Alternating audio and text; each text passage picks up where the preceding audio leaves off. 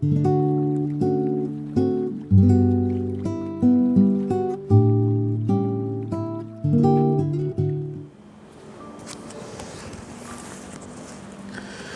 yang dikasihi Tuhan, suatu ketika seorang rekan mengajarkan kepada saya berdoa dengan menggunakan metode 5 jari.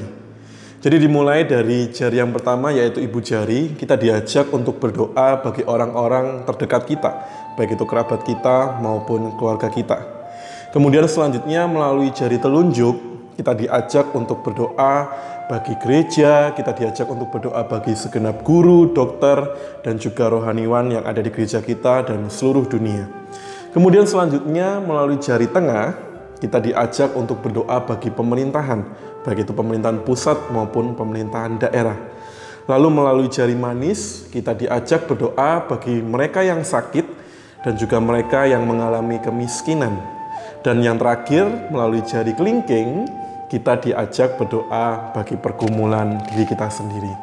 Dan melalui metode 5 jari ini saya belajar bahwa ketika kita berdoa, hendaklah kita tidak hanya berdoa bagi pergumulan diri kita sendiri, tetapi kita juga belajar untuk peduli dan juga berdoa bagi pergumulan kehidupan orang lain. Secara khusus bagi pergumulan pemerintah kita dan juga pergumulan seluruh dunia.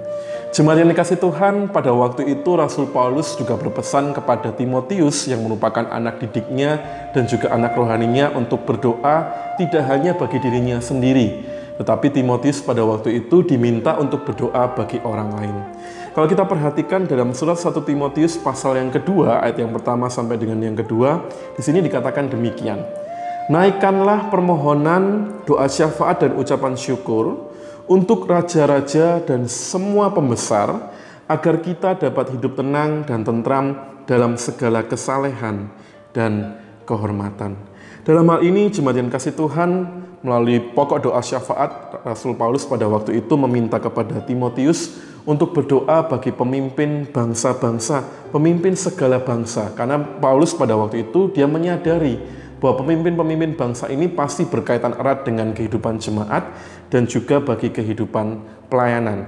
Dan pada waktu itu tidak hanya kepada siapa kita harus berdoa, Rasul Paulus mengajarkan kepada Timotius, tetapi Rasul Paulus juga meminta kepada Timotius bahwa ketika dia berdoa, doa-doa yang disampaikan itu isinya harus meminta hal-hal yang baik yang tentu saja berkenan dengan kehendak Tuhan.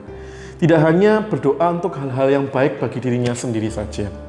Oleh karena itu, jemaat yang dikasihi Tuhan, janganlah jemu-jemu untuk berdoa. Marilah kita tetap berdoa bagi para pemimpin-pemimpin kita. Kita berdoa bagi segenap warga bangsa Indonesia, supaya apa? Supaya mereka juga mengalami yang namanya anugerah dari Tuhan, secara khusus anugerah keselamatan.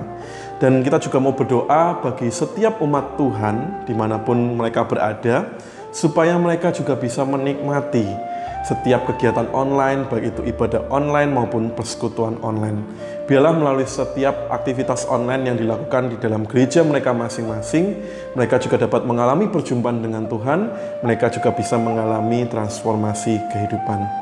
Jadi, tetaplah berdoa, tetap andalkan Tuhan, tetap patuhi protokol pemerintah, tetap memakai masker, dan juga tetap jaga kesehatan kita. Salam sehat bagi kita semua.